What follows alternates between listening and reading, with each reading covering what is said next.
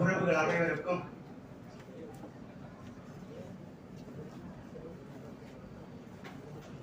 வணக்கத்தை தெரிவித்துக் கொண்டு இதே நாளில் கிட்டத்தட்ட ஒரு 7 ஆண்டுகளுக்கு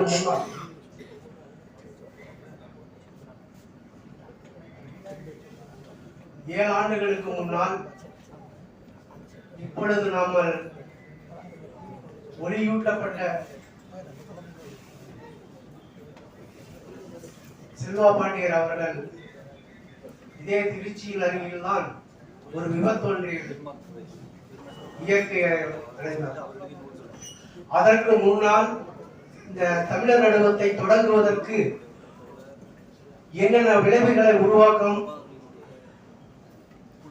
இந்த தேவேந்திர குல வேளாளர்களுக்கு உளவியல் சிக்கலை, இப்படிப்பட்ட உளவியல் சிக்கல்ல கிட்டத்தட்ட ஒரு 500 ஆண்டுகளுக்காக மிக பெரும் ஒரு சமுதாயத்தை உளவியலா ஒடுக்கப்பட்டு இருக்கிறாங்க. அந்த உளவியல் இருந்து இந்த மக்களை மீட்டு ஒரு ஆளுமையான சமூகத்தை உருவாக்க, அந்த ஆளுமையான சமூகத்தை உருவாக்குவதற்கான ஒரு ஒளியூட்டியாக திகழ்ந்தவர் தான் செல்வா பாண்டியர் அவர்கள். கிட்டத்தட்ட இங்க மட்டுமல்லாமல் உலக நாடுகள், பல்வேறு நாடுகள்ல தமிழர்களுக்கான சிக்கல் என்ன, அந்த சிக்கல் இருந்து எப்படி விடுவிக்கிறது, முதல்ல நோய் என்னன்னு கண்டுபிடிச்சாதான் அதுக்கான மருத்துவ நம்ம பயன்படுத்த முடியும். உண்மையாலுமே தேவேந்திர குல வேளாளர்களுக்கும் இந்த தமிழினத்துக்கும் என்ன மாதிரியான சிக்கல், அந்த சிக்கலை எப்படி எதிர்கொள்றது, அதை எதிர்கொண்டு எப்படி ஒரு ஆளுமையான ஒரு சமூகமாக உருவாக்கப்பட முடியும் அப்படிங்கிற கருத்தியல் ரீதியாக ஒளியூட்டப்பட்ட ஒரு இனத்தின் வழிகாட்டியால் மேதகு செல்வா பாண்டியர் அவர்கள். அந்த செல்வா பாண்டியர்களுடைய கருத்துக்களை அப்ப அவர் பேசும்போதும், ஒரு நிகழ்ச்சியில கலந்திருக்கும் போதும், இந்த சமூகம் எந்த மாதிரியான உளவியல் சிக்கலை மாட்டி கிடக்கு, அப்போ இந்த சமூகத்துக்கு எத்தனையான வாய்ப்புகள் இருந்தாலும் கூட அவர்களால அந்த வாய்ப்புகளை முழுமையா பயன்படுத்த முடியாம இருக்கிறதுக்கு அந்த உளவியலை உடைக்கிறது, இந்த எஸ்சிங்கிற கான்செப்டுக்குள்ள தாழ்த்தப்பட்ட ஒரு கான்செப்டை எப்படி ஒரு ஆளுமையை வச்சுதான் உடைக்க முடியும். அதை ஒப்பாரி வச்சுக்கோ, இல்ல நம்ம இந்த மாதிரி பாதிக்கப்பட்டுட்டோம் அப்படிங்கிறத திரும்ப திரும்ப சொல்லி திரும்ப அவங்க உளவியல் சிக்கலையே மாட்ட வைக்கிறத, அதை அந்த பார்வையை மாற்றி கிட்டத்தட்ட ஒரு நமக்கான தலைவர்கள்லாம் இருந்திருக்காங்க, இந்த சமூகத்தினோட முன்னோடிகள் இருந்திருக்கிறாங்க.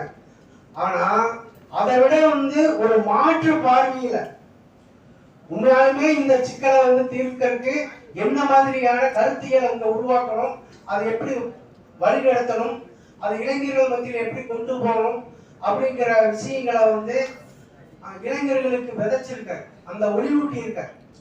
அந்த ஒளியூட்டல ஒளி பெற்றவர்கள் இளைஞர்கள் தான் இப்படிப்பட்ட ஒரு நிகழ்ச்சியை தொடர்ந்து கொண்டு போயிட்டு இருக்காங்க. ஏன்னா இப்போ என்ன மாதிரியான சூழ்நிலை இருக்கு, செல்வா பாண்டியனுடைய கருத்துக்கள், அதாவது பெரியாரியத்தை பெரியார எப்படி தோழரிச்சு காட்டணும் அப்படிங்கிற விஷயத்த நம்ம சமூகத்தினுடைய இளைஞர்கள் கையில் எடுத்து அதை இந்திய அளவுல தமிழ்நாடு அளவுல அதை முன்னெடுத்து கொண்டு போறதுக்கு அந்த சூழலை இருந்து கூட செய்ய முடியல.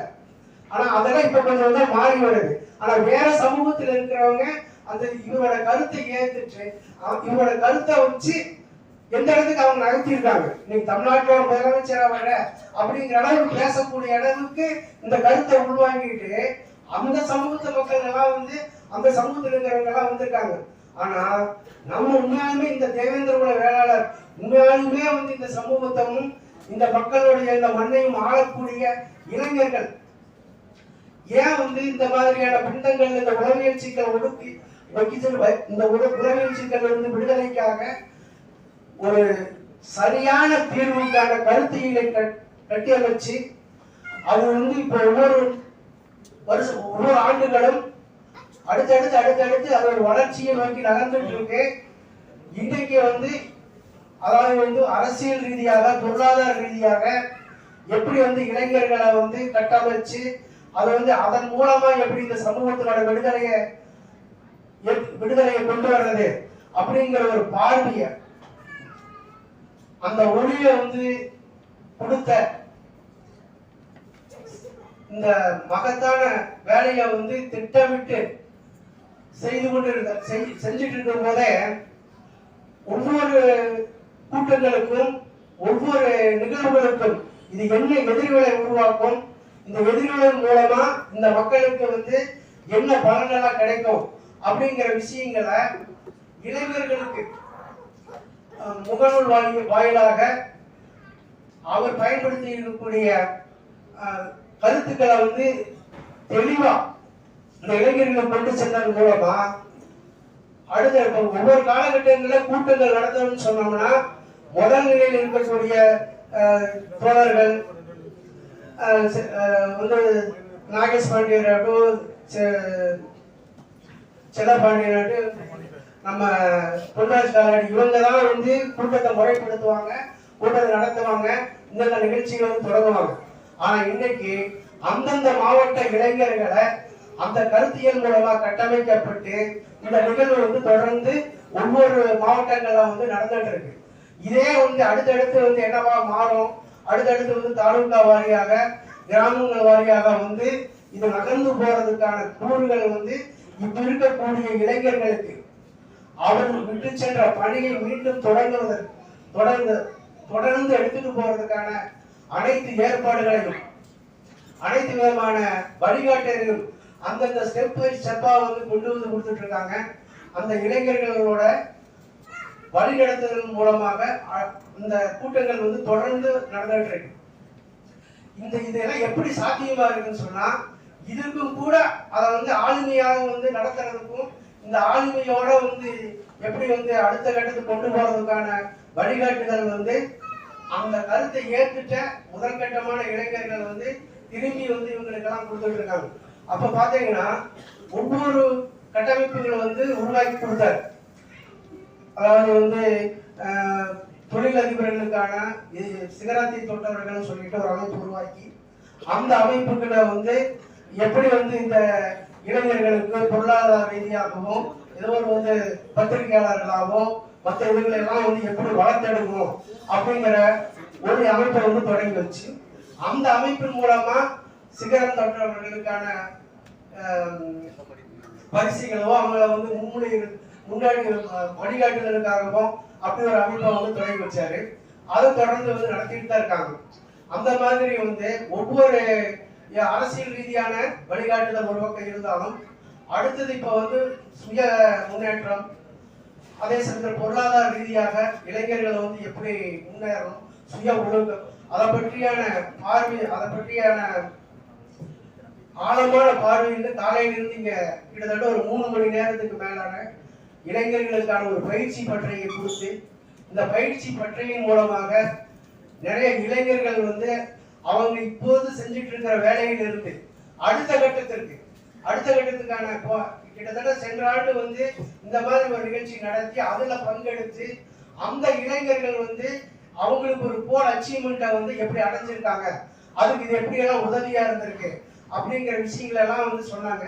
அதெல்லாம் ரொம்ப வந்து எப்படி வந்து செல்வா என்ன நினைச்சாரோ, என்ன வியூ வந்து புகுத்தணும்னு நினைச்சாரோ அதை வந்து ஆட்டோமேட்டிக்காவே இந்த இளைஞர்கள் மூலமா அதை வந்து அடுத்த கட்டத்துக்கு அதை கொண்டு போயிட்டு இருக்காங்க. இந்த நிகழ்ச்சியிலிருந்து மற்ற நிகழ்வுகள்ல இருந்து இதெல்லாம் பாத்தீங்கன்னா அவர் என்ன சொல்லிட்டு இருக்கிறாரோ அந்த விஷயங்கள் இப்ப வந்து கடைசி கொடி இருக்கக்கூடிய கிராமத்துப்புற இளைஞர்களுக்கு கூட அந்த விஷயம் அந்த ஆளுமையை வந்து அடைஞ்சிட்டு இருக்காங்க. இதே தொடர்ந்து கொண்டு போயிட்டே இருக்கக்கூடிய இளைஞர்களை வாழ்த்தி மீண்டும் இதை வந்து அடுத்தடுத்த நிகழ்வுகளையும் அடுத்தடுத்த பரிமாணங்களையும் தொடர்ந்து எடுத்து போறதுக்கான நம்பிக்கையை வந்து எங்களை மாதிரி இருக்கக்கூடியவங்க வந்து கூட இருக்கிறவங்களுக்கு இப்போ ஒரு ஆழமான ஒரு நம்பிக்கை இருக்கு. நம்ம வந்து இவ்வளவு நாளா வந்து இந்த பணியை செஞ்சது வீண் போகல, இது அடுத்த கட்டத்துக்கு வந்து நகர்றது அப்படிங்கும் போது ஒரு மன நிம்மதியாகவும் ஒரு அடுத்த கட்டத்துக்கு நகரக்கூடிய ஒரு பெருமைப்பட விஷயமாகவும் இந்த சமூக மாற்றத்துக்கு ஒளியூட்டிய செல்வா பாண்டியர் அவர்களினுடைய பணி எந்த அளவுக்கு ஆழமா போயிருக்கு, அதை வந்து அடுத்தடுத்த கட்டத்துக்கு கொண்டு போகிற நம்பிக்கையோட என்னுடைய தலைமுறையை முடிச்சுக்கிறேன். நன்றி.